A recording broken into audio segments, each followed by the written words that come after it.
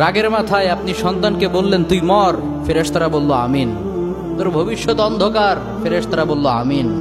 রেগে মেগে আপনি আপনার মেয়েকে বললেন জীবনেও তোর কপালে স্বামীর ভাত জুটবে না, ফেরেশতারা আবারও বলল আমিন।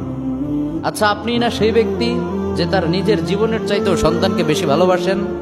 আপনি না সেই ব্যক্তি যে তার সন্তানের জন্য হাসতে হাসতে নিজের জীবনটাও দিয়ে দিতে পারেন?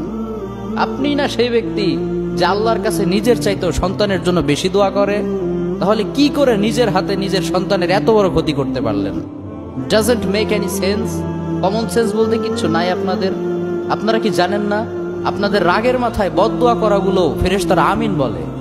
দাওয়াতুল ওয়ালিদ আলা ওয়ালাদি, বাবা মা তার সন্তানের জন্য যেই দোয়া করে সেটা ভালো হোক কিংবা বদদোয়া হোক, আল্লাহ সেটাই কবুল করে নেয়। এজন্য খবরদার, নেভার কার্স ইউর চিলড্রেন। রাগের মাথায় কখনো সন্তানকে অভিশাপ করবেন না। খুব বেশি রাগ উঠে গেলে তার জন্য উল্টা ভালো দোয়া করেন। কাবা শরীফের একজন ইমাম আছে, ইমাম আল কালবানি। তার মায়ের যখন প্রচন্ড পরিমাণে রাগ উঠে যেত, সে তার ছোট্ট সন্তানের জন্য দোয়া করে বলতো আল্লাহ তোরে কাবা শরীফের ইমাম বানাক। আল্লাহ ঠিকই তার দোয়া কবুল করেছে। এজন্য খুব বেশি রাগ উঠলে ভালো দোয়া করেন। আপনার সন্তানকে বললেন আল্লাহ তোরে হেদায়েত করুক, আল্লাহ তোরে আরো বড় করুক, এরকম চমৎকার দোয়াগুলো করবেন।